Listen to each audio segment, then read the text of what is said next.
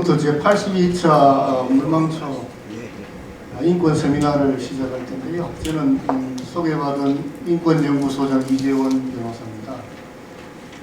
오늘 세미나는 보시다시피 주제가 6.25 전쟁 참전국 개념과 범위라고 되어 있습니다. 잘 아시다시피 원래는 6.25 전쟁의 포성이 멎은 지 70년이 되는 해입니다.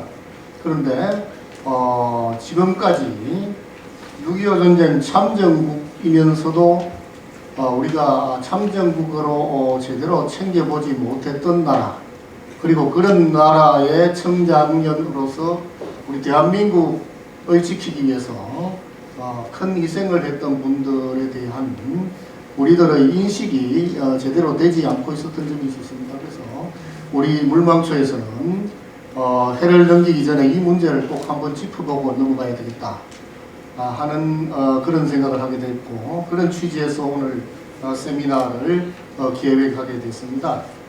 오늘 세미나에는요, 양영조 선생님께서 발제를 해주시고 김유관, 이민호 두 분께서 토론을 해주실 텐데요.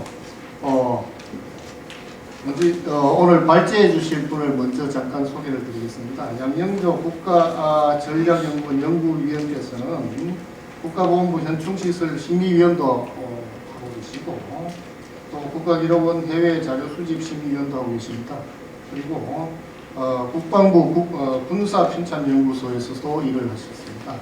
오늘 발제를 해 주실 텐데 한 20분 내지 30분 그 사이에 해주시면 되겠습니다. 토론을 해주실 김유관 선생님은 화교 분이십니다.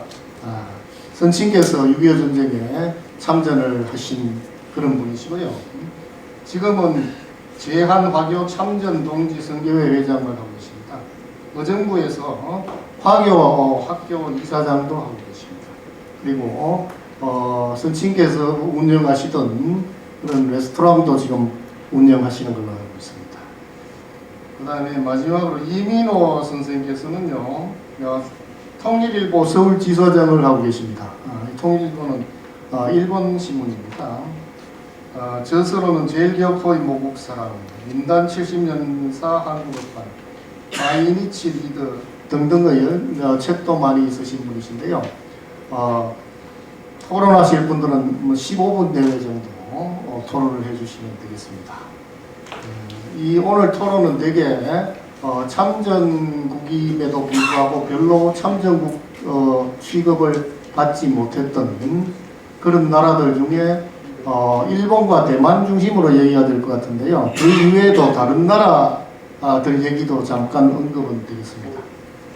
그리고 발제와 토론이 끝나면은 여러분들하고도 질의응답하는 시간도 잠깐 갖도록 하겠습니다. 먼저 양영조 연구위원님을 모셔서 발제를 듣기로 하겠습니다. 예, 안녕하세요. 양영조입니다. 오늘 이렇게 이제 의미가 깊은 자리에 같이 하게 돼서 대단히 영광이라고 생각하고요. 오늘 이 행사를 마련해 주신 물망초와 물망초 인권연구소에 감사드립니다.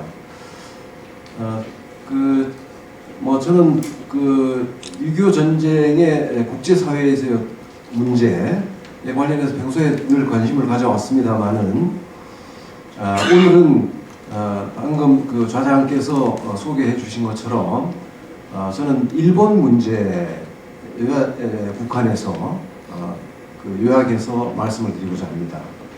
그럼 잠깐 나가서 PPT를 보고서 설명드리겠습니다.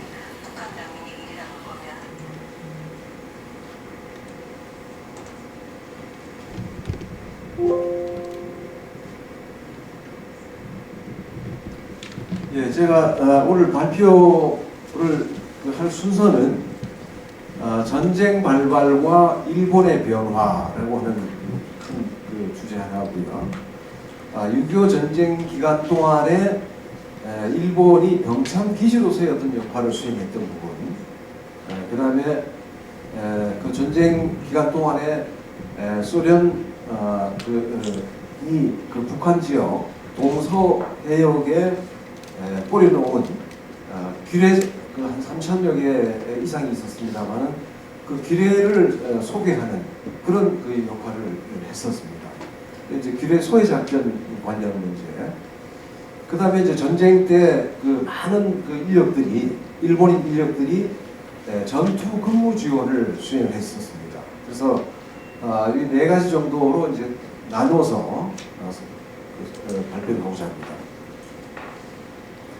먼저 전쟁 그 발발 전후 무렵에 있었을 상황을 잠깐 설명드리면, 일본은 그 6.25 전쟁 발발 전에 전후 복구, 그러니까 잘 아시다시피 종전 이후에 그 어떤 이 전후 복구에 굉장히 이 전력을 하고 있던 상황이었고, 종전으로 인해서 연합국의 점령 상태가 되면서 평화협정을 통해서 결과적으로는 1952년 샌프란시스코 조약에서 독립이 됩니다만은 그 평화협정을 그 마련하는데 아주 주력하고 있는 그런 상황이었습니다. 여기에 대해서 점령국의 한 주체였던 미국으로서는 이 세계 질서의 어떤 재편 과정에서 일본을 두고 6.25 전쟁 전에 두 가지 큰 변화가 있습니다.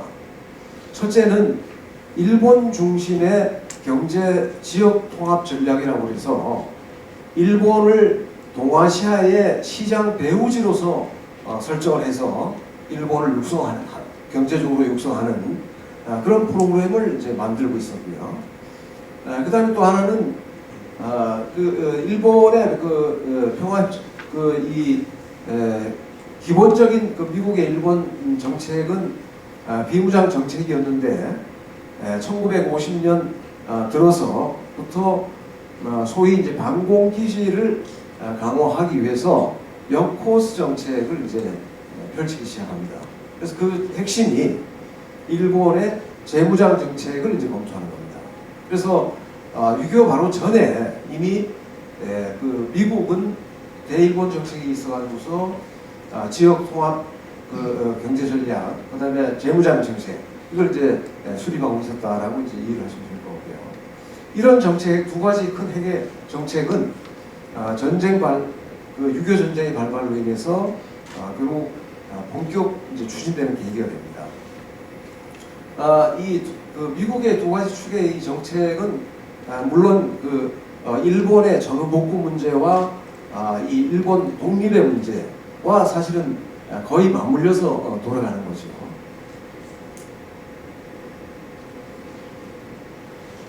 그 다음에 이제 그 전쟁이 6.25 전쟁이 발발되고 난 직후에 일본의 가장 크게 달라진 모습은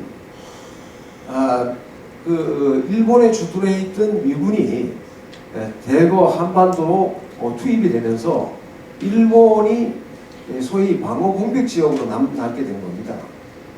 방어 공백, 치안 공백으로 이제 남게 돼서 결국은 일본 정부는 미국과 협의를 해서 경찰 예비대라고 하는 조직을 창설하게 됩니다. 그러니까 6.25 전쟁이 발발되고 난 다음에 불과 며칠이 지나지 않은 그런 상황이죠.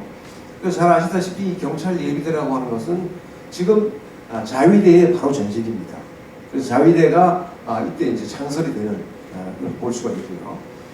그 다음에 이제 종전 이후에 일본 정부에서 내부적으로 해상보안청이라고 하는 이 정부 기구를 유지하고 있었습니다만은 6.25 전쟁의 발발로 인해서 해상보안청의 소위 해군의 경험 있는 요원들을 대거 기용을 해서 확대하는 그런 조치를 취하게 됩니다. 그래서 육상 자위대의 전신인 경찰 예비대가 창설돼서 이제 훈련이 되고, 그 다음에 해상 보안청 요원으로 이 인원이 상당히 이제 증강이 되는 그런 과정을 볼 수 있고요. 전쟁 발발 직후에 일본의 어떤 입장을 보면 일본 정부의 입장은 아직 독립이 되지 않은 연합국에 피점령된 그런 상황이기 때문에 이 연합국, 특히 이제 미국의 그 어떤 요청이 있을 경우에는 이 일본 정부가 할 수 있는 한 적극적으로 지원하겠다라고 하는 크게 보면 이제 그런 입장이라고 할 수 있습니다. 그래서 이제 이에 따라서 6.25 전쟁이 발발하고 난 다음에 바로 일본에 주둔해 있던 미군 약 4개 사단 병력, 그 다음에 많은 이 장비와 군수 물자 이런 것들을 이제 한반도로 이제 이동을 시켜야 되는데 결국 이제 이 이동 장비가 사실 그렇게 여의치 못했는데 그걸 일본 쪽에서 대단히 많은 지원이 있었습니다. 그래서 이제 병력을 수송한다든지 장비를 수송한다든지 실제로 또 이 미군이 갖고 있지 못한 그런 장비들을 지원한다든지 보급한다든지 또는 이 생산할 수 있는 장비들은 새롭게 이제 생산하는 그런 이제 구조로 만들어지게 됩니다.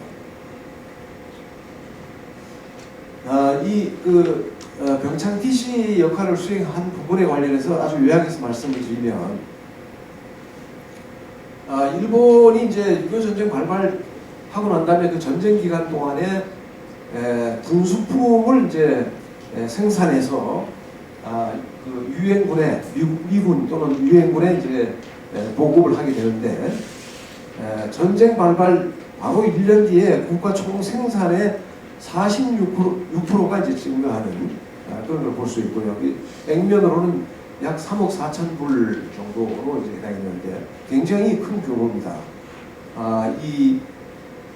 일본 정부나 일본 국민으로서는 종전 직후에 그야말로 거의 폐허가 되다시피 한 일본의 전후 복구를 위해서 그야말로 그냥 허리띠를 졸라매고 있는 이제 그런 상황이라고 할 수 있는데 1달러가 이제 아쉬운 그런 상황이었다고 할 수 있습니다. 그런데 이 전쟁으로 인해서 그동안 다 잠자고 있었던 그런 공장들이, 군수 공장들이 다시 주야로 풀 가동해서 돌아가기 시작했습니다.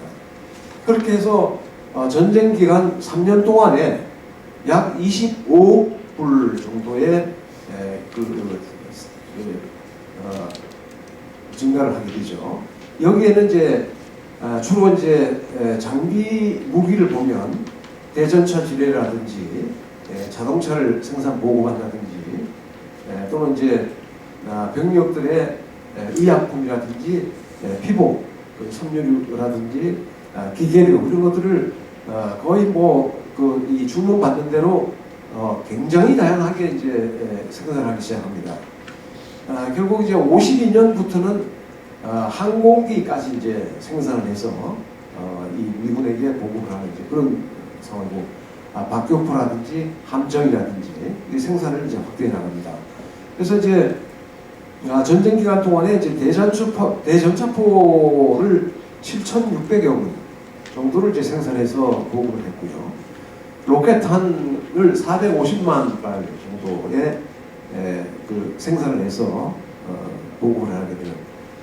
여러분들 요즘에 이제 좀 다른 얘기입니다만은 우크라이나 전쟁을 뉴스를 통해서 이제 많이 보셨을 텐데 우크라이나 대통령인 젤렌스키가 한국 정부에도 소위 포탄을 이제 지원해달라고 요청을 수차례 하고 또 했죠. 그러고서 실제로 많은 소모전이 이제 전개되면서 우크라이나 측에서의 어떤 장비와 어떤 무기 이것의 어떤 부족을 계속해서 국제사회에다가 이제 토로하는 것을 어필하는 것을 이제 보셨을 텐데, 전쟁 기간 동안에는 특히 한국 전쟁, 6.25 전쟁에서도 이 밀고 밀리는 전선 상황의 변화가 꽤 여러 차례 있었기 때문에 많은 소모전이 있었습니다.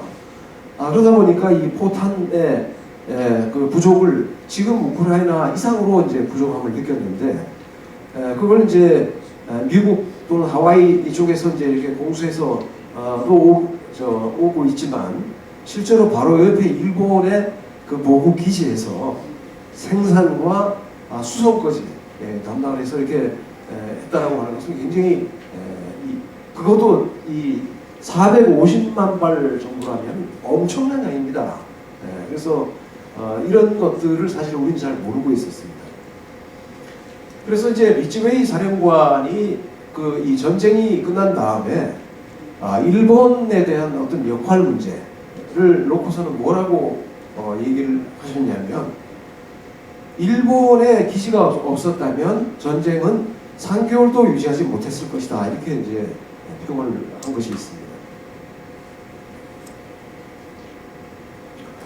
전쟁 발발 직후에 이제 병력하고 이제 보급품 수송을 조금 더 구체적으로 보면, 50년 7월 초에 이제 일본은 JR이 전시 수송 체계로 전환합니다. 전시 수송 체계로 전환해서 결국 그 전국에 있는 그 군수품이라든지 장비, 무기들을 이제 적시에 이제 수송하게 되는 그런 걸 전환하고, 초기에 화물선을 12척, LST를 39척을 이제 긴급 지원하게 되는 그런 상황이고요. 민간 선박 회사와 이제 계약을 해서 약 230척 정도의 계약을 수송 계약을 하는 그런 것이 있었고요. 그 다음에 이제 미군 그 4개 사단 그 병력을 이동하고 그 사단 내에 배치되어 있던 장비와 무기들을 이제 수송 지원하는 그런 역할을 수행했고요. 그 다음에 실제 작전관이 있어가지고서 우리 국군 3사단이 북한군에게 밀려서 장사 지역에 철수를 할 무렵에 김성원 장군이 그야말로 이 육로로는 그 적에게 바로 아래 지역이 이제 퇴로가 봉쇄된 그런 상황에서 해상 철수를 단행하게 되는데, 그때 이제 투입됐던 LST가 일본에서 이제 투입됐던 LST입니다. 그 다음에 이제 원산 상륙 작전이 이제 인천 상륙 작전 직후에 이제 전개가 되죠. 원산 상륙 작전. 그 다음에 이제 흥남 철수 작전에서도 일본인 LST가 이제 대거 투입이 돼서 지원을 하게 되는 그런 상황이고, 오키나와 내에 있는 많은 비행장들이 이제 건설이 되는데, 바로 이제 5공군이 한반도에 쉽게 출격할 수 있도록 할 수 있도록 그렇게 이제 비행장을 건설하는 그런 것을 볼 수가 있습니다. 그 다음에 다른 한 이제 부분은 이 한반도 그 동서 수역에 그 소위 그 소련군들이 규례를 그 부설을 해놨는데, 우리가 이제 그 해군 작전을 하게 되면 그 규례가 가장 그 위험한 그런 것인데, 그 규례를 수역에서 그걸 제거하지 않고는 작전을 수행할 수 없는 이제 그런 상황인데, 동서해에 이제 약 3,500개 정도의 규례를 소련 그 규례 전문가들이 부설을 해놨습니다. 그래서 이제 그런데 그 당시에 미국 그 극동 해군의 상황은 어땠냐면, 이 극동 해군이 보유하고 있는 소해정, 실제로 그 기뢰를 제거할 수 있는 소해 이 함정이죠. 그 소해정을 한 10여 척 정도의 불과한 정도의 규모로 보유를 하고 있었습니다. 그러니까 결과적으로 우리 한반도 수역에 부설되어 있는 이 해상 기뢰를 제거할 수 있는 능력이 못 됐습니다. 그래서 그걸 일본 정부에다가 요청을 한 겁니다. 그래서 그 일본 소해정이 약 20여 척 정도의 전문 소해정이 이제 한반도로 이제 투입이 되는 그런 상황입니다.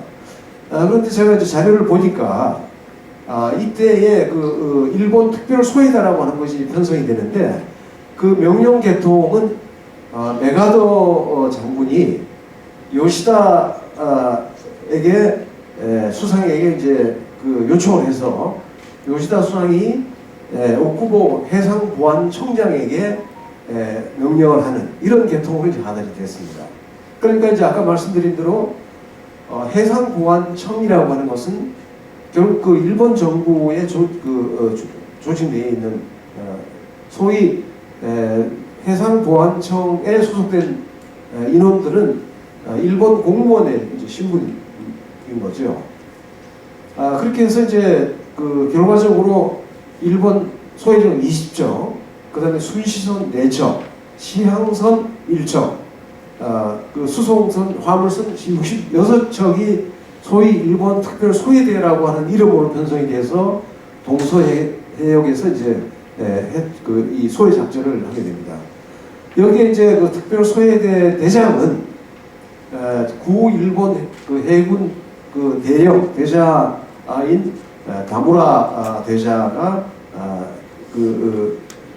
이 소위 이제 소해대 대장으로 이제 임명이 되고 그 밑에 중자급 구중자죠. 그 해상보안청 이제 소위 이제 지구로 있지만 그 과거에 구해군 중자 출신의 분들이 이제 그 다른 1, 2, 3, 4 소해들을 이제 맡는 이제 그런 들어오겠습니다. 그래서 결과적으로 이제 원산 부근의 기뢰는 약 1,500 정도가 부서져 있었는데 제1, 2 소해대가 이제 그 활동을 해서 이제 소해 작업을 하게 됩니다. 여기에 이제 미군 소해장 9척이 같이 이제 활동을 하는데 그 중에 한 척이 미군 소해정 하고 이제 같이 이제 활동을 하는데 미 소해장이 원산 소해 활동에서 2척이 규례에 이제 접촉이 돼서 침몰을 하게 됩니다. 그래서 92명이 전 부상을 당하는 그런 아주 이제 희생을 겪게 되고 일본 소해대에도 한 척이 침몰을 해서 결국은 제2 소해대가 이제 귀환을 하게 되는 이제 이런 상황을 맞게 되고요. 그래서 결과적으로 10월 10일 정도부터 11월 4일까지 원산 부근에 원산 수역에 있던 규례를 99개의 규례를 이제 소해를 하는 그런 작업을 했습니다. 이후에 이제 일본 소해대는 흥남, 군산, 진남포 일대에서 이제 소해 작전을 하고요. 이 중에서 진남포 소해를 담당했던 소해대의 한 척이 다시 침몰하고 군산 소해대에서 한 척이 침몰합니다. 그런데 이제 일본 자료들을 제가 이제 쭉 보니까 일본의 공식 자료에는 그 일본인이 이제 한반도에서 사망한 인원이 26명이라고 이제 적게 되어 있습니다. 이제 사망자와 이제 부상자에 관련해 가지고는 조금 더 깊이 있는 연구가 좀 필요할 것 같다고 생각합니다. 그 다음 다른 한 부분은 이제 결국 일본인 노무자의 어떤 역할 부분인데 이들은 이제 수송과 하역 및 특수 기술을 갖고 있는 그런 그 노무자 기술자라고 할 수 있는데 수송과 장비 수리를 맡고 있는 노무자가 약 4,351명 정도가 투입이 돼서 이제 다양한 분야에서 전투 근무 지원을 하게 되는 그 중에 하나는 부산 대마도를 잇는 그 다음에 하마다에서 그 지포를 잇는 해저 통신선을 가설을 하는 데 이제 노무자들이 대거 투입이 됐었고 인천 상륙 작전에서도 인천 지역의 하역 노무자가 3,900명 정도가 투입이 돼서 하역을 하는 그런 일이고요. 그 다음에 이제 미 90기동전대, 미 극동 해군 90기동전대의 하역 노무자가 1,300명이 이제 이렇게 그 지원 업무를 수행을 했습니다. 그 다음에 이제 그 조금 더 이 확인이 필요한 부분입니다만은 그 미 극동 이 아티스라고 하는 그 번역 및 그 통역하는 이제 조직인데 그 조직 내에서 중요하게 했던 역할 중에 하나가 적에 대한 포로 신문을 담당하고 있었습니다. 그래서 이제 적을 그 포로 포획을 하게 되면 불과 이제 며칠 사이에 이 아티스원들이 투입이 돼서 적의 그 북한군이나 중국군에 대해서 아주 심층적으로 이제 포로 신문을 하는 그런 역할을 했는데 그 중에 이제 그 보조 업무를 수행했던 사람들 중에 이 일본인들이 투입된 게 확인이 됩니다. 그래서 이제 아마 이것은 당시에 그 한반도에는 영어를 구사할 수 있는 사람은 사실은 얼마 되지 않았겠죠, 그죠?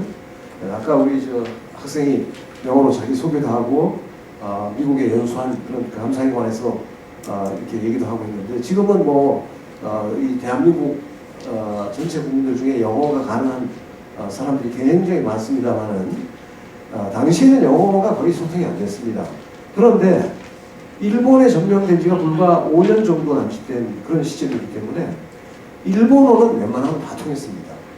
그래서 포로 신문을 위해서 그걸 보조할 수 있는 요원으로 아티스 보조 요원으로 이제 일본인이 투입이 된 거 아닌가 이렇게 생각합니다.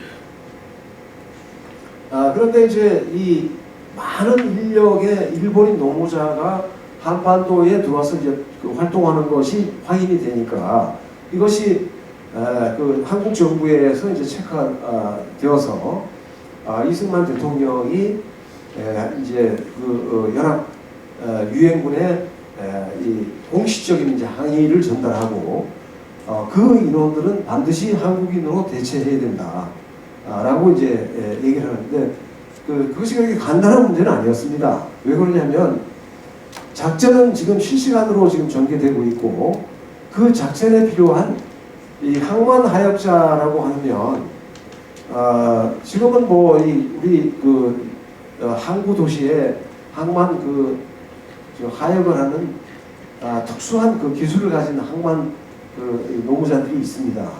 근데 이 항만 하역자들의 역할이 아무나 이렇게 들어가서 이 단순 노동으로 이렇게 할 수 있는 그런 것이 아닙니다.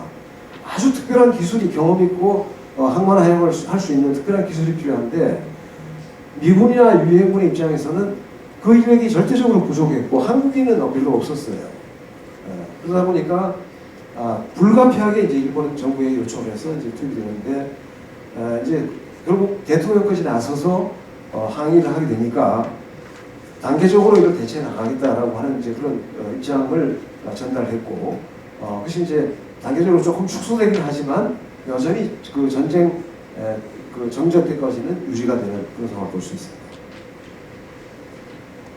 그 다음에 이제 마지막으로 이제 종군 노무자라고 하는 형태를 볼 수가 있는데 여기는 실제로 이제 일본이 미군 4개 사단이 이제 일본의 점령군으로서 배치되어 있을 때 그 부대에 이 고용된 소위 다양한 직종의 노무자들입니다. 그러니까 일본 내에서 미군들에게 월급을 받고 미군 기지 내에서 이제 이 일을 했던 그런 사람들이라고 할 수 있는데 미군들이 갑자기 이제 6.25 전쟁이 발발돼서 한반도로 투입되니까 부대 내에서 운영하고 있었던 또는 개인적으로 운영하고 있었던 일본인 이 노무자들을 비공식적으로 대동을 하고 한반도로 같이 들어옵니다. 그런데 들어올 때 아주 재밌는 것은 그들에게 물론 이제 전투 목적으로는 아니지만 자기 방어를 위해서 군복과 소총을 지급합니다. 민간인인데 그러고서 이제 그 사람들이 이제 운전 기사도 역할을 하고 주방에서도 하고 세탁 이런 다양한 형태의 기술 및 단순 노무 지금까지 하우스보이도 있고요. 그러니까 이제 다양한 형태의 부대 내에서 이제 지원을 하게 되는데 일본인들의 이 종군 노무자가 이 진술한 진술서를 제가 이제 미국의 이 나라라고 하는 내셔널 아카이브가 있어요. 거기에 가서 그 문서를 확인을 했는데 거기에 일본인 종군 노무자들이 한 사람 한 사람이 진술했던 그런 내용들이 다 있습니다. 거기에 보면 아주 재밌는 것은 이토라고 하는 이 종군 노무자 중에 한 사람은 미군이 참전할 때 같이 참전을 해서 같이 이제 그 부대에 들어와서 그 부대를 지원하면서 북한 지역까지 북진해 들어가는 데까지 계속 따라갔습니다. 그런데 갑자기 중공군이 참전하면서 이제 유엔군 미군이 이제 철수를 하게 되는데 이 이토는 아까 설명드린 대로 민간인이에요. 그 25세 정도 되는 민간인 청년인데 이 청년은 한 번도 이 군사훈련을 받은 적이 없는데 오히려 군사훈련을 받은 그 미군들을 인솔을 해서 부상자까지 안전하게 이 38선 이남까지로 이 안내해서 철수를 하는 그런 역할을 수행합니다. 그래서 이제 그 미군 같이 이제 동반했던 미군들이 진술을 해서 미국 정부가 나중에 이 이토에게 이 군인들에게만 아주 탁월한 공적이 있는 군인들에게 수여하는 퍼플하트 훈장을 수여를 해요. 그게 아주 재미있는 사실을 자료에서 확인했는데 이런 부분도 있고요. 어떤 분은 여러분 잘 아시다시피 미 24사단의 경우는 대전 전투에서 북한군 그 3사단의 퇴로를 위협받아서 부대가 거의 와야 되는 직전까지 위기를 맞고 사단장이 그야말로 실종이 되는 그런 위기를 맞잖아요. 근데 그 일본인 중에 한 분이 그 스미스 사단장의 옆에서 같이 이 북한군의 사격이 막 있는데 같이 이렇게 좀 활동을 하고 했던 그런 기록들이 있어요. 그래서 어쨌든 제가 전체 문서에서 확인된 내용만은 미 24사단 내에 20명, 25사단 6명 해가지고서는 총 이제 76명 정도가 미군 부대 내에서 이런 활동을 했다라고 이제 확인이 됩니다.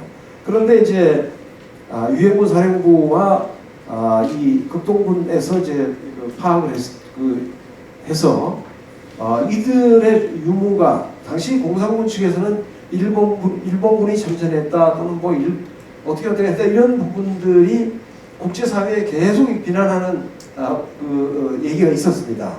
그래서 이제 이 유엔군으로서는 이런 부분이 굉장히 부담스러웠고 결국 이들을 직결시켜서 51년 2월까지 일본으로 송환하도록 귀환하도록 이제 그렇게 조치를 취하게 됩니다.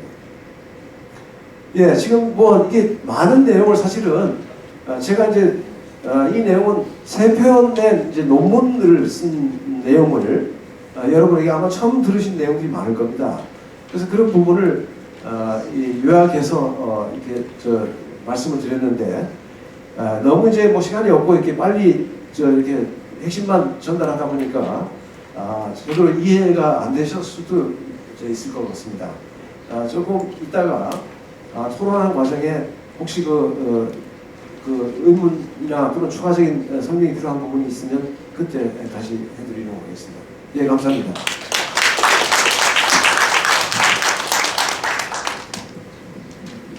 예, 양영조 연구위원님께서 우리가 막연하게 짐작만 하고 있었던 6.25 전쟁의 중요한 고비마다 일본이 어떤 전투에 참여를 했고 어떤 결정적인 지원을 했는지를 아주 구체적으로 설명을 해주셨습니다. 뭐 그 의미에 대해서는 나중에 또 토론 때 얘기를 하기로 하고 다음으로는 우리 김유관 선생님을 모셔가지고 중화민국이 6.25 전쟁에서 구체적으로 어떤 활약을 했는지를 들어보시겠습니다. 예, 부탁드릴게요. 네. 안녕하세요. 저는 제한화교 천전동지회 회장을 맡고 있는 김유관입니다. 현재 의정부에서 아버님께서 물려주신 중식당을 3대째를 운영하고 있습니다. 토론에 앞서 이 자리에 함께해 주신 모든 분을 모시고 제한화교 6.25 전쟁 참전과 활약성에 대해서 말씀드릴 수 있는 기회를 만들어주신 사단모임 유망초에 깊은 감사를 드립니다. 또한 영광스럽게 생각합니다. 이 땅에 존재할 수 있었던 것은 보이지 않는 곳에 그 고난을 극복하고 함께 이겨낸 분들이 계십니다. 6.25 전쟁 역시 그렇습니다. 어느 국적 사람이냐 이전에 이 땅에 살고 있는 사람으로서 그 시대의 현실에 맞서 평화를 위해 애쓰신 분들이 계셨던 것입니다. 저는 오늘 국가와 국가, 사상과 이념을 따지기 전에 화교 어르신들에 대해서 이야기를 하고자 합니다. 그리고 그분들의 존재, 세상에 알리고 희생되신 모든 분의 업적을 기리고자 여러분들의 앞에 서 있습니다. 오늘 제가 말씀드리고자 하는 화교 참정 용사는 두 그룹이 있습니다. 하나는 6.25 전쟁 발발 중 평양에 한중 방공 애국 청년단이 있었습니다. 두 번째로는 대한민국 국군 제4863 부대 SC 지대입니다. 오늘은 4863 SC 지대 말씀드리겠습니다. 지금부터 말씀드리는 것은 모든 내용은 서울 한성 화교 협회장을 지내시던 진유광 선생님의 1979년도 12월 22일부터 12월 5일까지 중앙일보에 연재한 남기고 싶은 이야기들, 그리고 백선현 장군의 6.25 전쟁 회고록, 내가 물러서면 나를 쏴라 등의 기록과 참정 화교 용사들의 증언에 의거한 것입니다. 먼저 제가 회장을 맡고 있는 제한화교 참전 동지 승교에 대해 말씀드리고자 합니다. 6.25 전쟁에 참전했던 화교 참정 용사분들이 대여섯 분 정도 생존해 계실 때, 즉 1980년도에 전투 첩보 임무 수행 중 전사하신 화교 용사들의 넋을 위로하고 이분들의 공적을 기리며 또 이러한 역사를 널리 알리기 위해 제한화교 참전 동지회를 설립하게 되었습니다. 그 후 한국에 거주하는 참전 화교 용사분들이 모두 돌아가신 후 제2의 조국 대한민국과 자유민주주의를 지키기 위해 헌신하신 그 뜻을 계승 발전시키고 나가기 위해 그 직계 후손들과 제한화교 사회단체장님들 함께 제한화교 참전 동지회를 만들었습니다. 다음은 중화민국 대만 국적의 제한화교 6.25 참전 전투병력 참전국인가에 대해 논의하고 싶습니다. 1950년 6월 25일 한반도에서 북한군의 기습 공격으로 전쟁이 발발하자 6월 27일 유엔 안전보장이사회는 긴급 회의를 열어 한국에 군사 지원을 할 것을 결의합니다. 그리고 이틀 후 6월 29일에 주한민국 장개석 총통님께서 북부군 3개사단 즉 약 3만여 명을 파병하여 한국군을 돕겠다는 의사를 한국에 전했으나 당시 이승만 대통령님께서 반대로 진행되지 않았습니다. 그리하여 1951년도 봄 중화민국 정부에서는 왕세유, 유국화 두 분을 파견하여 한국에 육군 제4863 HID 부대 정보국의 박경원 대령과 협약하여 한국 내에서 화교 참전 용사 모집을 하고 제한화교 참전 SC 지대를 결성하게 됩니다. 여기서 얘기하는 SC 지대는 서울 차이니즈의 이니셜입니다. 모집대원은 약 200명이 되고요. 이들의 활동 기간은 1951년도 3월부터 1953년 9월까지 2년 6개월 동안이었습니다.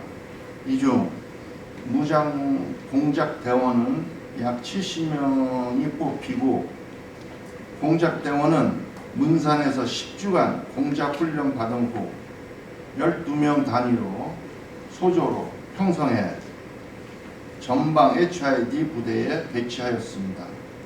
이들의 임무는 적 후방 침투하여 군사 첩보를 수집해오는 가장 위험한 임무였습니다. 적진에 침투하는 루트는 육상, 해상, 공중 등 모든 루트를 이용하여 황해도 연백, 회주, 강원도에 있는 철원, 금화, 평강 지역의 후방 침투 작전, 평남 성천의 순천 지역의 공중 침투 작전 비롯하여 함경도 함흥, 북방 지역의 해상 침투에 의한 첩보 수집 등 활동에 북한 지역 전역을 누비며 종횡무진으로 활약을 했습니다. 중공군이 개입했던 시기만큼 한국어와 중국어에 모두 능통했던 화교 첩보 요원들은 적 후방에 침투할 때 항상 중공군 군복과 북한군 군복을 입고 떠났습니다.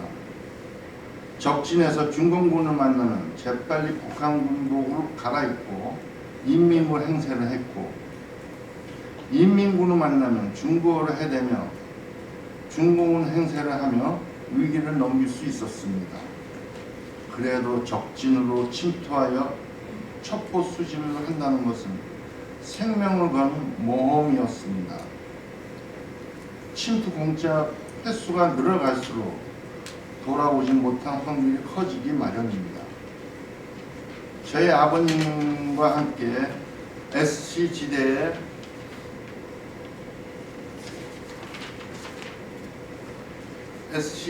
대원으로 활동했던 당숙 한 분이 적진의 고공 침투에 들어오지 못했다고 얘기를 들었습니다. 아버님부터. 그리고 이분들의 공적으로 보면 중공군 생포 작전이었습니다. 적군 고랑포리에 잔입, 중공군 1명을 생포하여 국제정치무대에 참전 증거로 제시. 이때 특공대 작전 시 유엔군에 종문했던 프랑스 기자 한 분이 계셨습니다. 따라와 상세히 취재하고 얼마 후 프랑스에 있는 신문들에 보도되기도 했고, 자본 포로는 한 명뿐이었지만 그 의미는 아주 컸습니다. 그러나 전쟁 상황에서 임시로 창설된 화교 참전 용사들은 많은 한국 학도병이 군번이 부여되지 않고 전쟁에 투입된 것과 같이 군번이 부여되지 않았습니다. 대한민국과 자유민주주의를 지키기 위해서 전쟁에 참전한 여러 화교 참전 용사들은 전투 현장에서 사망하거나 실종되었습니다. 군번을 부여받지 못해 대부분 화교 참전 용사들은 희생에 대한 변변한 기록도 남지 않습니다. 무엇보다도 화교 참전 용사들은 참전 당시 대개 20대 초반이어서 후손도 없는 실정이었습니다. 다행히 과천 전투에 참가했던 참전용사 강혜리님이 희생되어 전쟁이 끝난 후 은성 화랑 모공 훈장을 추서되고 국립서울형충원에 안장되었고, 의서방님도 금성 화랑 모공 훈장을 수여받았습니다. 1980년도 서거 후 국립서울현충원의 외국인 묘역에 안장되었습니다. 이 두 분에 대해서 매년 저희 화교단체에서는 5월 15일 날 주한 대만 대표부와 화교 단체장들을 모시고 국립서울현충원에서 추모식을 거행하고 있습니다. 전쟁 후 대한민국 정부가 6.25 전쟁 참전 용사를 위한 다양한 사업을 전개할 때 저희는 한국 정부에 화교 참전 용사에 대한 실상과 추모에 관한 탄원과 천원을 했지만 자료가 없어 처리할 수 없다는 답변을 들었습니다. 그나마 다행인 것은 앞에 말씀드린 것 같이 강혜림과 위서관 용사님의 평추원에 안장된 것이 증거로 남아 있습니다. 또한 한국 정부로부터 훈장을 받았다는 신문 기사도 일부가 존재합니다.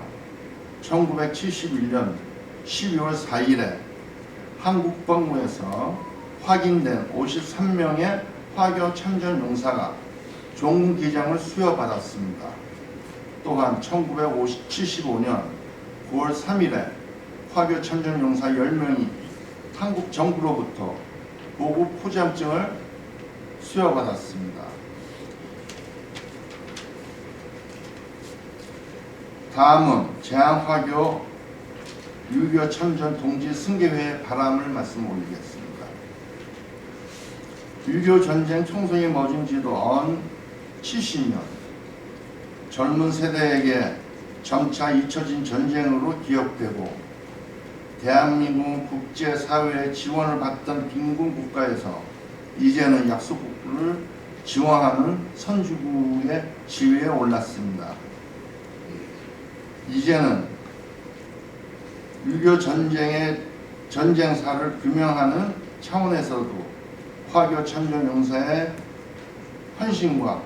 헌신을 재조명해 주시기 바랍니다. 화교 참전 용사는 유교 전쟁 당시 참전한 16개 참전국에도 포함되지 못하고 비정규군에도 포함되지 않고 있습니다. 저희 제한화교 참전 동지회의 바람은 더 이상 시간이 흐르기 전에 화교 참전 용사들이 잊혀지기 전에 이 연령들을 달릴 수 있는 일들과 그들의 존재를 세상에 알리는 것입니다.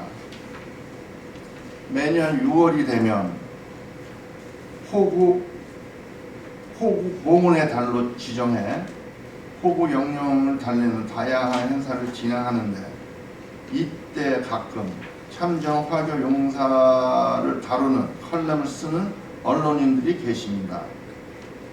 그분들은 한결같이 더 늦기 전에 화교 참전 용사의 고귀한 희생과 뜻을 바로 새겨야 한다고 합니다. 그런데 여러 언론인들의 외침은 메아리 없는 외침으로 끝날 뿐입니다. 필요성은 공감하나 실현되지 못하고 있습니다. 국립서울형충원에 잠들어 계신 두 화교 참전 용사는 묘역에 화교 참전 용사를 기리는 추모비 건립을 추진하는 사업을 전개하고 있으나 대한민국 정부의 법령이나 규정, 제도 등을 잘 몰라 진척되지 못하고 있습니다. 바라옵건대 추모비를 세워 매년 5월 15일 날에 추모 행사를 할 수 있기를 바랍니다. 끝으로 결론을 말씀 올리겠습니다. 대한민국 국방부 비정규군 공로자 보상심의위원회 공고에 의하면 2021년 10월 14일부터 2023년 10월 15일까지 비정규군 공로자 보상 신청을 받아 예우를 한다고 합니다. 즉, 그 내용을 살펴보면 소속 부대, 군번, 국방부 참전 확인 번호, 국가보훈처 참전 등록 번호 등 필요합니다. 화교 참전 용사들은 군번이 없습니다. 그리고 후손들이 없어서 진정마저 해줄 사람이 없는 안타까운 실정입니다.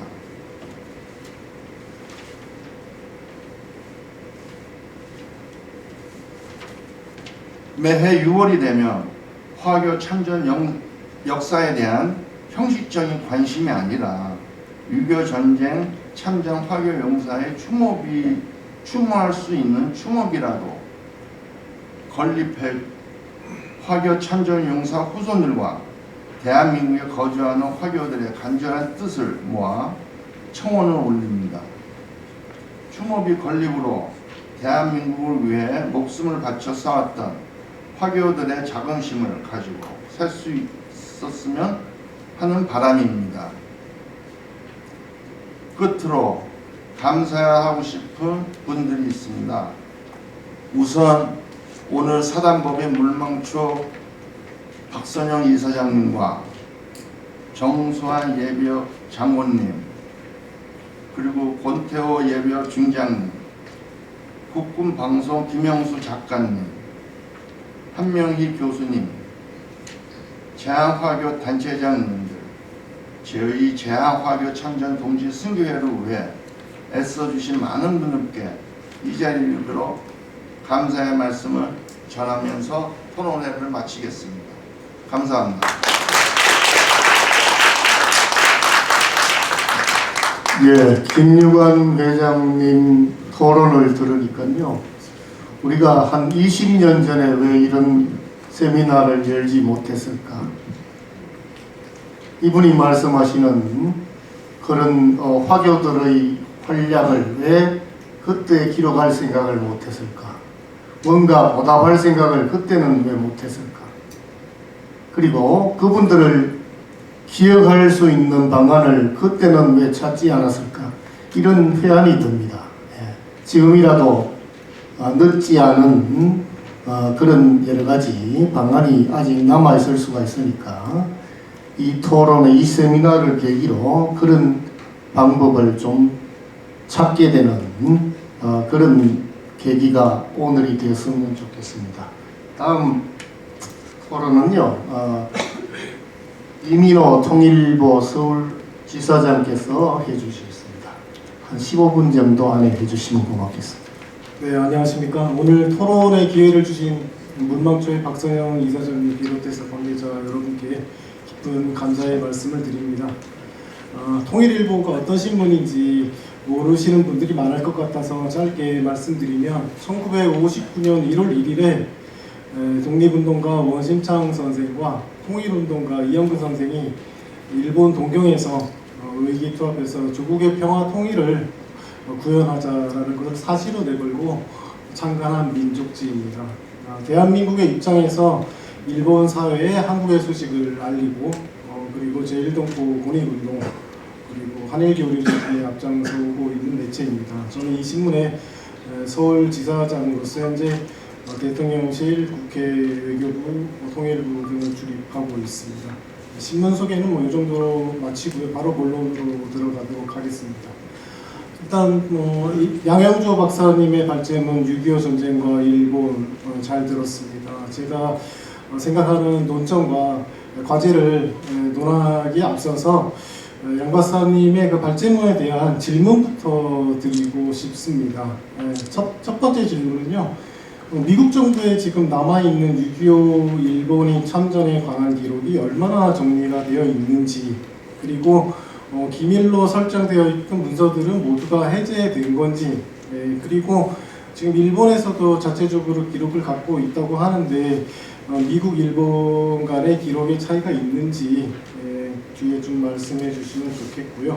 그리고 미국이 2차 대전 후에 일본을 방공기지화하려고 했고 6.25로 인해서 그 정책이 속도가 가속화되었다는 지적을 하셨는데 미국이 원래 구상했던 시나리오하고 6.25 발발 때문에 이게 달라진 시나리오 변화가 있는지 궁금한 생각이 듭니다. 아는 범위에서 좀 얘기해 주시고요. 그리고 또 6.25 때 그 한반도로 건너온 일본 사람들 중에 군인으로 참전한 사람은 정말 한 명도 없는 것인가? 이게 하나의 포인트가 될 것 같습니다. 그래서 거기에 대해서 말씀해 주시고요. 그리고 소외대원들이 그 민간인 신분이 아니라 일본 정부의, 일본국의 공무원 신분이라면 그 사실 자체로서 일본이란 국가의 참전으로 볼 수 있는 게 아닌가, 이런 부분도 답이 필요한 내용인 것 같습니다. 그리고 질문이 너무 많아 죄송합니다만 6.25 때 일본이 한국에 5만 개의 현물 지원했다는 그 국가보훈부의 기록을 본 적이 있는데요. 그 지원 물품 속에 아까 말씀하셨던 그 군수품은 포함이 되는지 여부 궁금한 생각이 듭니다. 이 군수품이라고 하더라도 미국의 의뢰를 받아서 일본이 했다면 위탁 생산한 물품이 아닌가. 그래서 군수품은 소위 일본의 한국에 대한 지원 물품에서는 제외하는 게 맞지 않은가 그런 생각이 드는데 거기에 대해서 어떻게 생각하시는지 궁금합니다. 마지막 질문은요. 그 6.25 전쟁 시에 이승만 정부가 일본인 노무자들에 대해서 유엔군에 공식 항의를 했다는 말씀하셨는데 일본에서 그러면 그 들어왔던 물자 반입에 대해서는 어떤 입장을 갖고 있었고 거기에 대한 항의는 없었는지 또 궁금한 생각이 듭니다. 본론으로 또 들어가겠습니다. 제가 생각하는 논점과 과제는 몇 가지 있습니다. 첫 번째는 그 일본인들의 6.25 전쟁 참여에 대한 정의가 필요하다는 생각이 듭니다. 이게 제일 기본이라고 보는데요. 참전인가 아닌가에 대한 이 부분은 좀 전에 박사님한테 질문했던 부분하고 겹칩니다만 국가로서의 참전이냐 마냐의 문제입니다. 그래서 일본인들의 참전이나 참전 과정에 대한 증언이나 이야기들을 보면은 개인의 선택으로 압축되고 그것에 대해서 기울고 있다는 인상을 받고 있는데요. 그런 경우에는 그렇다면 개인의 자발적인 행위를 본다면 이건 국가의 참전으로 볼 수는 없다는 생각도 듭니다만 또 한편으로 공무원 신문이라면 그것에 또 반대편이 되기도 합니다. 그래서 그 부분에 있어서 또 일본 국가의 전쟁 개입이라는 점을 본다면은 강제성을 갖고 있느냐에 대한 부분도 포인트가 될 수 있을 것 같습니다. 저는 오늘 토론에서는 이렇게 문제 지적, 제가 생각하는 논점들을 짚을 수밖에 없는 부분입니다. 제가 다 들여다본 것도 아니고 취재된 기록, 그리고 현장에서 봤던 것들 중심으로 얘기하는 거기 때문에 한계가 있다는 것 좀 양해를 해주시고요. 그리고 아까 구체적으로 명확하게 말씀하셨기 때문에 일본인들이 6.25 전쟁 시 한반도를 건너와서 여러 활동한 거는 팩트입니다. 그래서 또 한편으로는 가장 많은 인원들이 활동했던 어떻게 전쟁 수행과 거의 직결되는 것들이 소해대원으로 볼 수 있는데요. 일차적으로는 그것을 먼저 분석하고 들여다보는 것이 필요하지 않겠는가 생각합니다. 그래서 원산 상륙 작전 때 그 소련제 기뢰 1,500개 이상이라고 얘기하셨는데 그거를 바다를 건너와서 풀었던 일본인들을 어떻게 봐야 되는가. 그리고 또 지휘 체계에 대한 부분 아까 설명을 하셨습니다만 이 지휘본부를 일본의 해상보안청으로 볼 것이냐 아니면은 그 미국의 점령군사령부의 GHQ로 볼 것이냐 이거는 많이 다를 것 같습니다. 그리고 일본인이 참전이라고 본다면 이건 전사로 볼 수도 있지 않는가에 대한 관점도 있을 것 같습니다. 그리고 또 참전자들의 이거는 저도 들은 이야기로 봅니다만 고아들이 많았다는 이야기들도 있습니다. 그래서 소위 밥 먹기 힘든 상황, 소위 태평양 전쟁 이후에 사실은 일본은 아노미 상태에 빠져서 물자 자체를 생산할 수 없는 수준까지 내려갔습니다. 공장이 전부 문을 닫았고요. 그래서 태평양 전쟁기에 10% 정도만이 공산품으로 생산되었다는 이야기들이 있었습니다. 그 정도로 판사가 밥을 굶다가 굶어 죽는 경우가 생겼던 게 일본의 현실이었는데 6.25로 인해서 사실은 전화위복을 했고 그것 때문에 전쟁 특수로 일본이 부응한 것은 명확한 부분입니다. 그리고 이제 또 한 가지 우리가 놓쳐서는 안 될 부분 중에 하나가 6.25 참전에 대한 부분을 왜 그렇다면 일본에서도 계속 숨기고 있고 한국에서도 그걸 묻고 있느냐는 부분입니다. 그래서 일본에 대한 입장에 대한 부분은 당시 그 일본이 처한 환경적 상황에서도 유추되는 지점이 많이 있다고 생각합니다.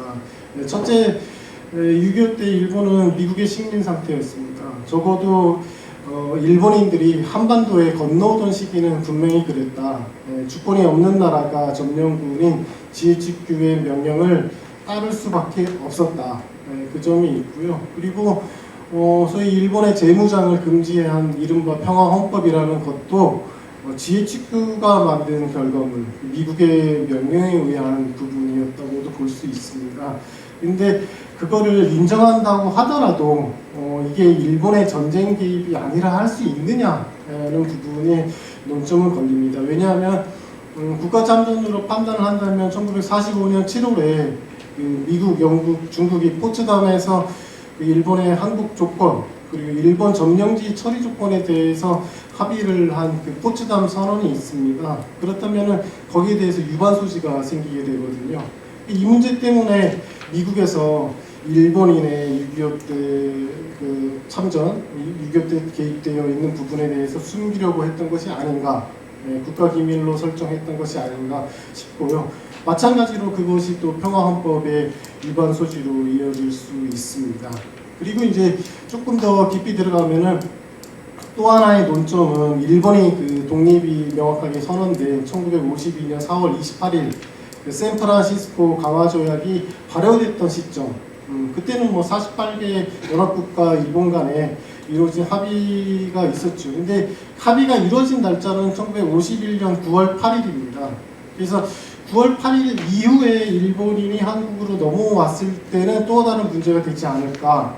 그게 소위 일본의 한국에 대한 전쟁 개입에 대해서 포인트가 되지 않을까라고 또 생각을 합니다. 그리고 한국에서는 왜 일본인의 그 참전 문제가 철저하게 매일에 가려져 왔을까?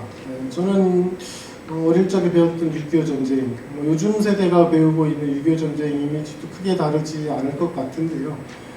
자유수호를 위한 전쟁이다. 그리고 북한의 무단 남침, 예고 없는 남침으로 촉발된 전쟁이다. 그리고 또 하나의 그림이 또 동족 상전의 비극이다. 이런 그림이 있는 데서 그런 소위 틀이 있는 유교의 그림에서 일본이 들어올 틈바구니는 없었지 않은가 생각이 되고요. 또 한 가지는 소위 최근에 좀 확장 범위로 되고 있습니다만 주로 우리가 알고 있는 것은 전투지원국 16개국에 대한 이야기입니다. 하지만 대부분 생각되는 건 미국 하나만 보이는 인상이 강합니다. 지금 뭐 어제 인천상륙작전 재현 행사를 했습니다만 인천상륙작전에 참여한 나라가 8개국이었습니다. 근데 한국 사람의 머리에는 그 파이프 담배 물고 있는 메가더의 모습과 미군뿐입니다. 그리고 뭐 몇 년 전에 나왔던 그 영화 인천상륙작전의 이미지 역시도 미군밖에 보이지 않습니다. 네.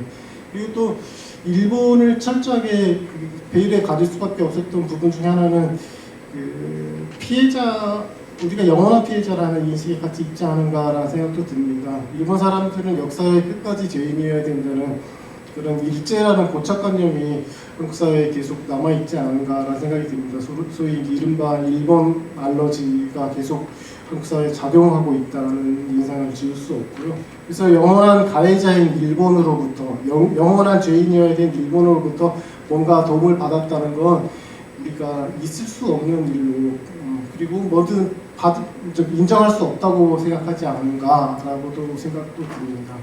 또 한 가지 제가 이번에 현장에서 취재를 하면서 사실은 일본인들의 6.25 참전에 대한 이야기를 처음 접했던 거는 6.25 때 제일학도위원군들이 642명이 한반도에 건너와서 전쟁 참여를 한 적이 있습니다.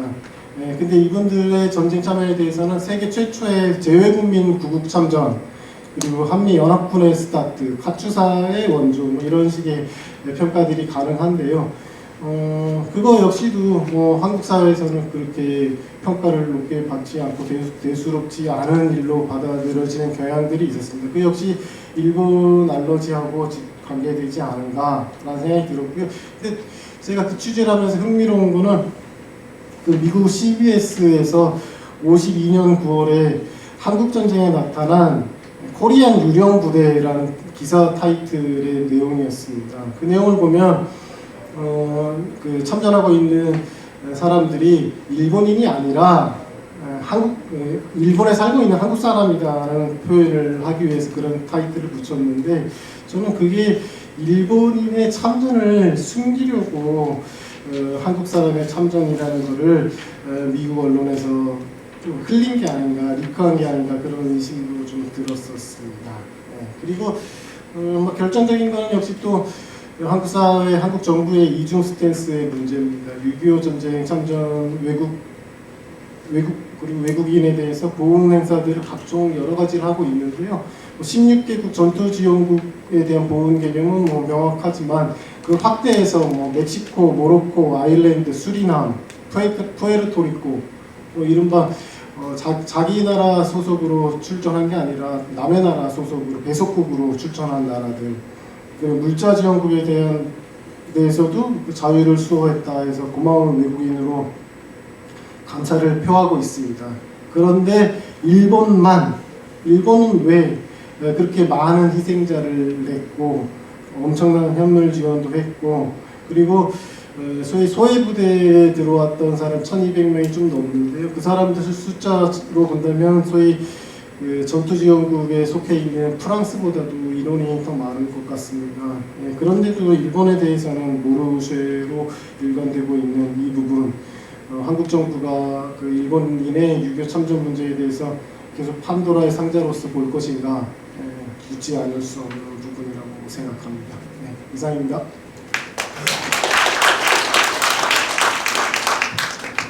예, 이민호 지사장께서 질문을 굉장히 많이 하셨죠. 많이 하셔서 우리 양영조 연구위원께서 일일이 다 답변을 하실 수가 있을지 모르겠는데, 제가 보기에는 아마 질문 속에 답이 있는 것도 많습니다. 많고, 요약을 하자면은 일본이 6.25 전쟁에서 아주 중요한 역할을, 일본 사람들이 역할을 했는데, 그 의미가 뭐냐, 외교적으로 또는 국제정치적으로 이거를 어떻게 규정할 수가 있겠는가 하는 내용이 아마 주된 내용인 것 같습니다. 여기에 대해서 양영조 연구위원님의 답변을 좀 듣도록 하겠습니다.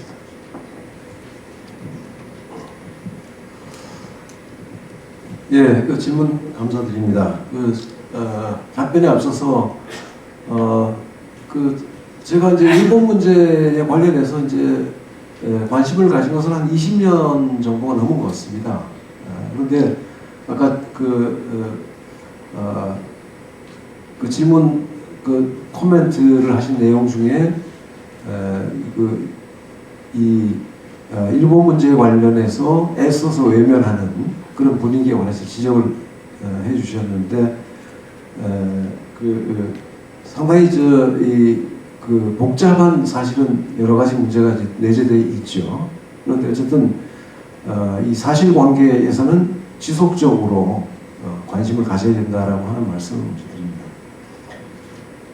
그 질문을 여러 개 해주셨는데, 먼저 미국 문서 관리기록청이라고 하는 나라라고 하는 데에는 제가 한 20년 전 정도 전에 그 나라 문서를 스크린을 했을 때는 6.25 전쟁에 관련해서 일본 문제에 관련해서 한 내용이 전부 사실은 까만 그 문서를 지우는 거의 지워져 있었습니다.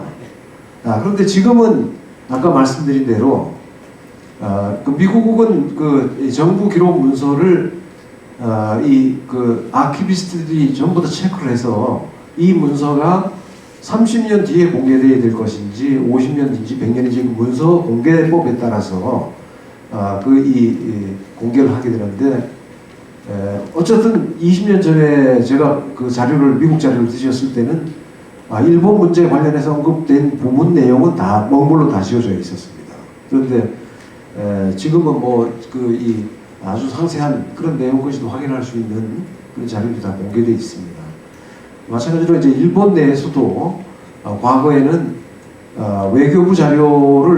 일본 외교부 자료를 체크를 하려고 이제 하게 되면 굉장히 사실은 뭐라 그럴까요? 감시를 받는다 할까요?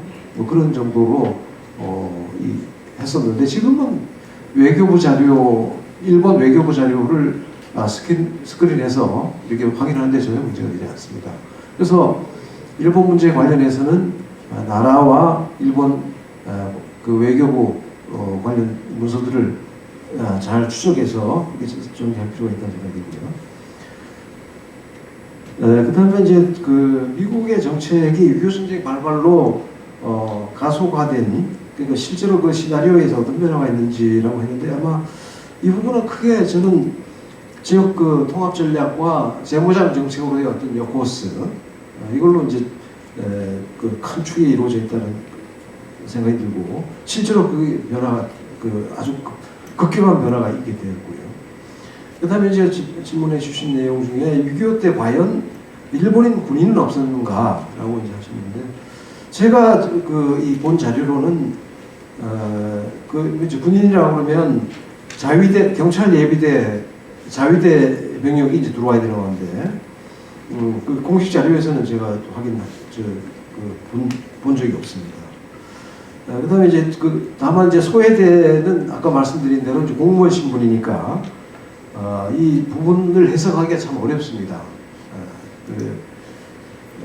공무원 신분은 군인이나 똑같은 거죠.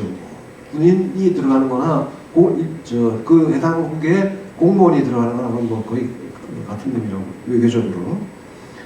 그다음에 이제 일본 현물 지원에 관해서 일본의 고속품들이 그렇게 쭉 뭐 이렇게 많은 부분이 들어갔는데 거기에는 제외되지 않느냐라고 하는 지금 말씀인데 여기에서 국가보훈처에서 정리되어 있는 현물 지원에 관련한 자료는 소위 크릭이라고 하는 민간 지원단이라고 하는 유엔 산하 단체죠. 그다음에 웅쿠라라고 하는 마찬가지로 그 단체에서 소위 민간인 전쟁 지원, 그다음에 전쟁 피해 지원, 그다음에 전후 복구 지원을 하는 거기 때문에 이건 조금 더 다른 성격이라고 할 수 있고요. 이승만 정부의 일본인 노무사에 대한 항의는 그 항의를 이제 얘기를 하시고 물자 반입에 대해서는 어떻게 생각했는가라고 했는데 잘 모르겠습니다. 총 이제 국제사회에서 6.25 때 60개국의 나라들이 한국을 이제 유엔을 통해서 한국을 지원한 거죠. 지원을 했는데 일일이 아마 그걸 전쟁 당시에 목록을 만들어서 대통령에게 이제 보고하고 하는 그랬을까라고 하는 생각이 듭니다. 전쟁에 동안에는. 그러니까 아마 그건 그냥 여러 나라들이 지원한 나라 중에 하나로 그냥 그렇게 이해를 했을 것 같다는 생각이 들고요. 그 다음에 이제 소외대의 지휘체계 문제는 이거는 이제 해상보안청이 지휘를 했다기보다는 해상보안청장이 특별 소외대를 편성하라고 하는 정도, 편성해서 지원하라고 하는 정도까지 명령을 하다라고 실제로 다무라 대자가 이끄는 특별 소외대는 GHQ의 통솔을 받아서 작전을 하는 그런 형태로 봐야 된다는 생각이 듭니다. 예, 그리고 이제 마지막으로 이제 왜 일본이 이렇게 대규모로 지원도 하고 상당히 깊이 연루되어 있는, 개입이 되어 있는 그런 상황인데 한국이나 일본은 왜 다 침묵하고 있는가라고 하는 문제인데 그거는 이제 굉장히 한일 간에 있어서의 어떤 외교 관계의 문제를 이제 들여다보면 뭐 이렇게 좀 이해가 안 되는 부분도 아닐 거라는 생각이 드는데 어쨌든 지금 정부에서 그걸 관심을 갖든 안 갖든 간에 전쟁 때 우리를 도와줬던 그런 상황에 관해서는 분명하게 기록을 유지하고 그걸 갖고 있어야 된다라고 하는 생각을 하게 됩니다. 일본이 이제 전쟁 당시로서는 아까 말씀드린 대로 가장 큰 목표가 이제 독립하는 건데 평화 회담을 통해서 그러니까 52년 4월에 샌프란시스코로 인해서 이제 회담으로 인해서 독립을 하게 되는데 그 전에 어떤 이런 국제사회에서의 이해되지 않는 그런 조치들이나 행동 이런 것들이 아마 독립하는데 이렇게 좀 저해될 수 있는 그런 요인이었다고 생각해서 아마 그럴 수도 있을 것 같고요. 미군으로서는 이 국제사회에서의 어떤 비난 이런 것들도 오래 했을 거고요. 한국 정부로서는 이제 전쟁 전부터 일본 관계, 외교 관계를 들여다보면 썩 그렇게 이렇게 달가워하지 않았던 그런 관계이기 때문에 당연히 일본 문제에 관련해서는 애써 외면한 것이 아닌가 이런 생각도 합니다. 그런데 분명한 것은 분명히 이해하고 있어야 되고 알고 있어야 된다라고 하는 것이 이제 제 입장입니다. 예, 답변이 되는지 모르겠습니다. 예, 시간이 얼마 없었어요. 방청하신 분들 질문을 한 2분 정도만 받고 마무리를 해야 될 것 같습니다. 양경조 의원님께서 답변을 쭉 해주셨는데 지금 당장 뭐 거기에 대해서 참전이다 아니다라고 결론 꼭 내려야 하는 건가? 제가 보기에는 그 사실만 우리 정부나 우리 국민들이 널리 인식하게 되면은 조만간 어떤 평가가 나오지 않겠는가 이런 생각을 합니다. 그렇게 생각을 하고요. 오늘 이 세미나를 방청하신 분들 중에 우리 발제하신 분이나 토론하신 분에 대해서 질문이 있으신 분은 좀 질문을 받도록 하겠습니다. 예, 저쪽 뒤에 손을 드신 분이 계시네요. 저는 박선영 이사장을 열렬히 지지한 문화국적 재단의 그동안 노고에 대해서 감사합니다. 특히 6.25 일본, 대만 등의 숨겨진 자료 발굴한 오늘 세미나에 대해서 감사드립니다. 저는 6.25 당시 국어책 받고 피난 간 국민학교 처음 입학한 사람입니다. 그때 피난 간 애가 띵 소장이 포로로 잡힌 그 금산군 거기에서 피난 갔다가 그 전날 다른 나라를 갔더니 거기서 띵 소장이 포로로 잡혔다는 그런 기억이 있습니다.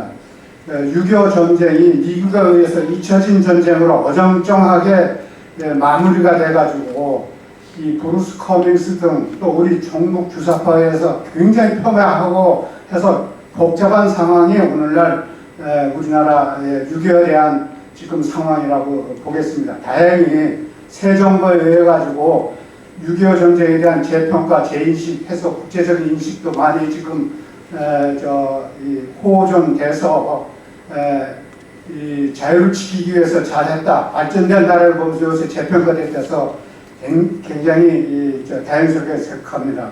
앞으로 물망초 재단에서도 이러한 6.25 전쟁에 대한 긍정적, 정당성, 당위성에 대한 긍정적 효과가 있는 쪽으로 계속 노력해 주시길 바라고 오늘의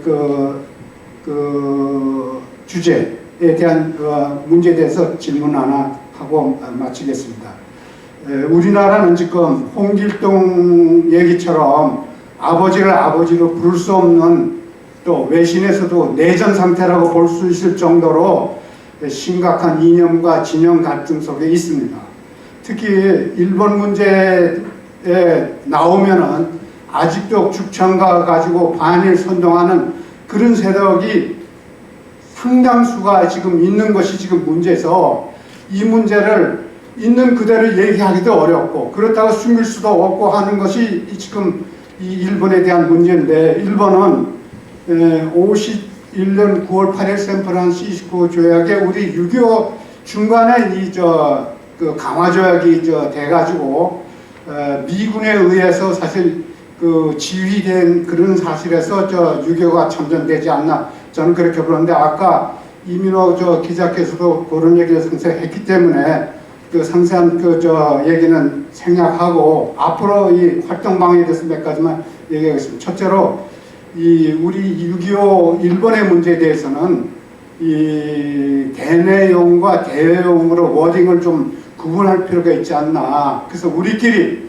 이런 쪽에서는 지금 숨김없는 얘기로 그대로 워딩을 해도 괜찮은데 지금 종북 주사파들이 이 장악하고 있는 이런 언론 환경 하에서 그 사람들하고 패널로 나와서 토론할 때 이거 자칫 잘못하면 역공을 당해가지고 오히려 역효과가 나지 않을까. 그래서 그 워딩을 또 개발하는데도 신경을 써야 되지 않겠나 그런 생각을 해서 높아심으로 이런 노력이 자료로서 축적을 많이 하고 우리 6.25에 대한 새로운 인식을 국제적으로 우리가 긍정적 효과를 확산하는 데 노력을 하면서도 대내적으로는 정교한 워딩을 개발해 주기를 바라면서 제 질문을 대하겠습니다. 이상입니다. 네, 질문이시라고 하셨는데 당부의 말씀을 하셔서 각자 좀 염두에 두고 생각해 봐야 될 문제인 것 같습니다. 뭐 딱히 답변을 드릴 내용은 아닌 것 같습니다. 예. 그다음 또 질문하실 분 계신가요? 예, 앞 테이블에 계신 분.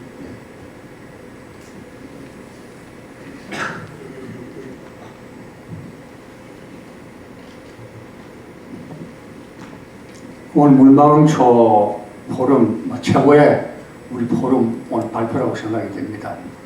저는 박성부 예비역 장군입니다. 마침 이번에 지난 8월달에 한미 정상회담을 통해서 NTG가 구성이 되고 그러니까 핵 확장에 대해서 이제는 미국이 혼자서라기보다는 우리 한국도 같이 깊숙이 들어가서 이제 하자.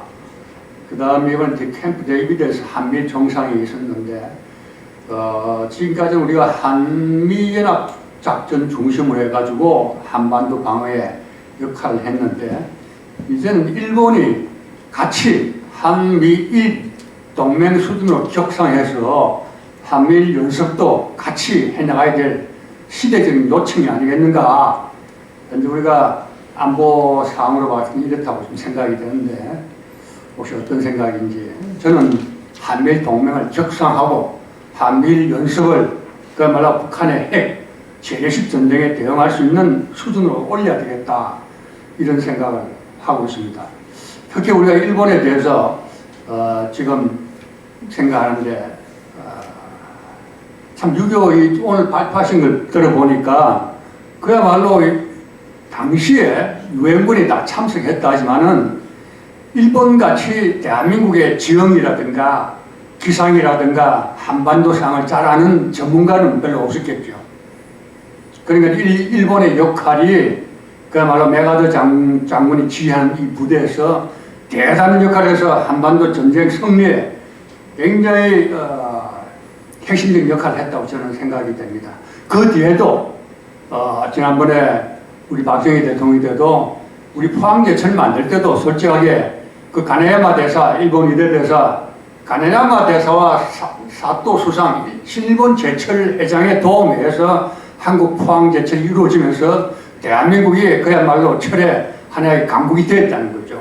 그 뒤에도 우리 5강업 때 전두환 대통령께서 한미연합사령부가 동북아 지역을 갖다가 방어하고 있으니까 일본은 무임성 차에서 경제를 갖다 부흥시키고 있지 않나. 그러면서 그야말로 우리가 그 당시 40억 불 받고 IT, 반도체 기술 다 받아가지고 그야말로 한강 기지개 완성을 했던 때가 그때인데 이런 걸 쭉 생각해 볼 때 우리는 일본이 지금 앞에서도 반일하고 반빌하고 있는데 아무리 이렇게 한다 하더라도 우리의 생존을 위해서라든 한미일 동맹을 격상시키면서 앞으로 한국과 일본, 특히 일본은 그냥 몇 개월 만에 핵을 만들 수 있는 수준이 있는데 한미일 격상 연습, 연합 연습을 해야 된다고 생각이 됩니다.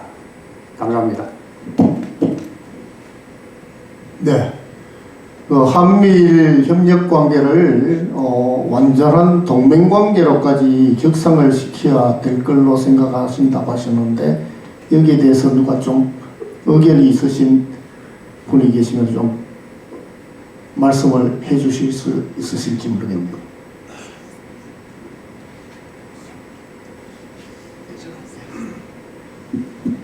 예, 이제 아마 한미일 지금 그 군사 상황 또는 미국의 어떤 전략적인 관점이나 그 한반도의 어떤 군사 상황을 고려했을 때는 그건 뭐 우리가 선택할 수 있는 여지가 없을 것 같습니다. 군사 훈련은 반드시 한미일 그 연합 속에서 이제 이루어져야 되는 것이고. 그런데 이제 어떤 그 국민적인 어떤 정서나 뭐 이런 것들을 고려했을 때는 그것을 한미 동맹처럼 그런 이제 군사 동맹을 이제 체결한다 그러면 굉장히 많은 그 정치적인 혼란이 있을 것 같다라고 하는 생각이 드는데 지금까지는 그 이중적으로 사실은 관리를 해왔다는 생각이 드는데 저는 제 생각도 그게 옳다는 생각이 듭니다. 예, 오늘 세미나는 시간이 없어서 이런 정도 질문을 받고 마쳐야 될 것 같습니다. 그 옛날에 김일성이가 그 각건 전술이라는 얘기를 했습니다. 예.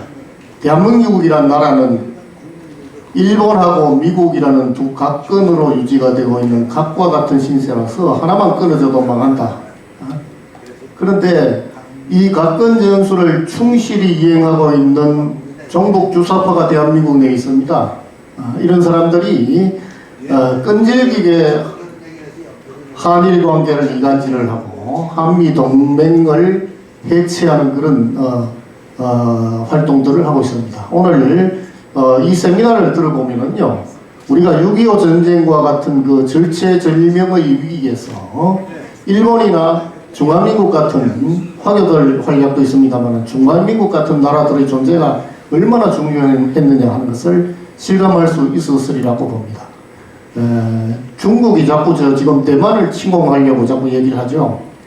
그런데 우리가 그걸 수수방관해야 될 것인가 하는 문제도 우리 대한민국이 제대로 생각해 봐야 될 문제라고 생각합니다. 오늘 장시간 세미나에 참여해 주시고 경청해 주신 여러분들 감사합니다. 오늘 이만 마치겠습니다.